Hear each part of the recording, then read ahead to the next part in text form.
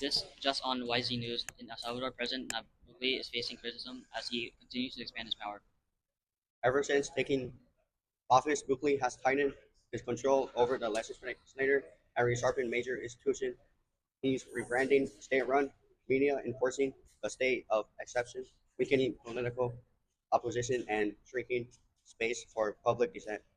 The government first declared the state of expansion in March 2022, giving police and military sweeping authority since more than 60,000 people have been detained. Many basic legal protections like the right to a lawyer, a fair trial, and independent judiciary has been severely undermined. And certain groups are being hit the hardest: children, people from poor or marginalized communities, and anyone the government labels having gained connections. Why is he doing this, Freddie? Simply put, to hold onto power, and the people are the ones paying the price. What Bukli is doing is just unfair, and many Salvadorians, thousands, are being affected by these policies. Our reporter Issa is live on the ground at a protest to hear directly from the people. Isa, over to you. Thank you, Henry and Freddie. We're here in San Salvador, where crowds have gathered to protest 3 years of Bukele's extraordinary state of exception. Critics argue it grants the government excessive power and bypass due process. We're speaking with people here to hear their stories and concerns.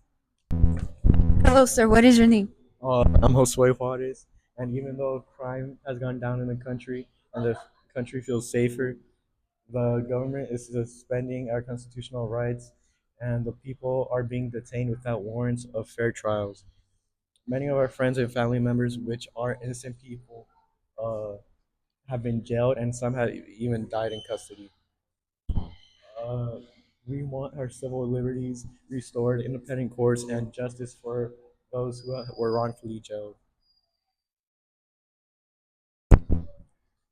Thank you for sharing. Let's move to the next person. Next, we have David. What would you like to say? Uh, I personally think we need to stand up for human rights and the rule of law. Buckley's government is using massive detentions, censorship, and intimidation to silence anyone who speaks out. We want independent investigations and to abuse freedom for detained human rights defenders and journalists and return to transparency and constitutional balance. Thank you. That's all the time we have for today. We hope to see progress and change soon. And now, our history expert Milana will walk us through the past, present, and future of this situation. Take it away, Milana. Thank you, Isa. What we're seeing in El Salvador is complicated, but it isn't entirely new. History shows us that leaders around the world have used similar strategies to gain power. We've seen it with Vladimir Putin, Alberto Fujimori, Donald Trump, and Hugo Chavez, among others.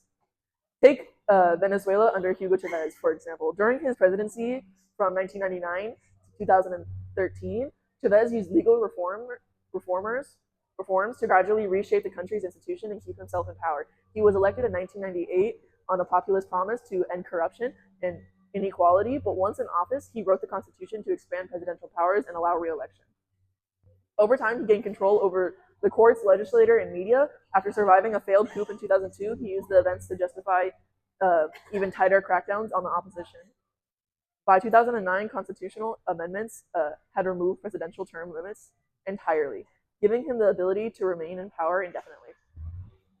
We're seeing similar patterns in El Salvador today. Although these tactics aren't new, it doesn't make them right. People across the country are demanding the end to this state of exception and calling for the protection of human rights, democracy, the environment, and support of economic and social needs. Where this will lead is uncertain, and all we can do now is continue to watch it unfold. That's all for today. Thank you for joining us. And if we don't see you, good morning, good evening, and good night.